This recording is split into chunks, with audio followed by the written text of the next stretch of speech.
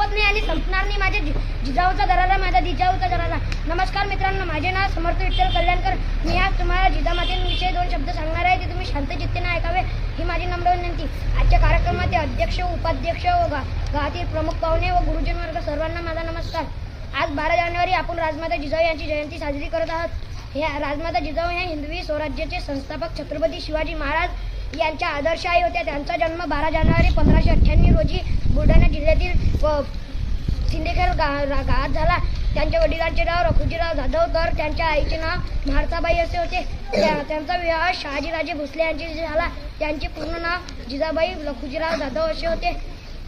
त्यांनी समान न्याय देण्याची वृत्ती व चिकाटी करण्याची, स्वराज्य प्राप्त करण्याची जिद्द व धाडस शिवरायांना शिकवली. जिजामातेंनी दिलेल्या शिक्षणामुळेच शिवराय घडले व त्यांनी आपल्या हातून स्वराज्य घडविले. मित्रांनो, जिजाबाई काही सामान्य स्त्री नव्हती, तर ती लखुजीराव जाधवांसारखी बलाढ्य सरदाराची कन्या व शहाजीराजांसारख्या शूरवीर पराक्रमी सरदाराची पत्नी बी होती. काही राजकारणाचे व युद्धनीतीचे जिजाबाईंना लहानपणापासूनच मिळाले होते.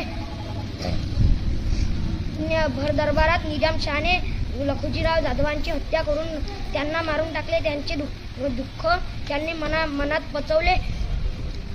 दुर्दैवाने अल्पावधी 17 जून 1674 रोजी मासाहेब मृत्यू पावले.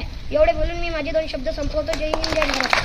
जय भवानी, जय शिवाजी, जय भवानी, जय शिवाजी.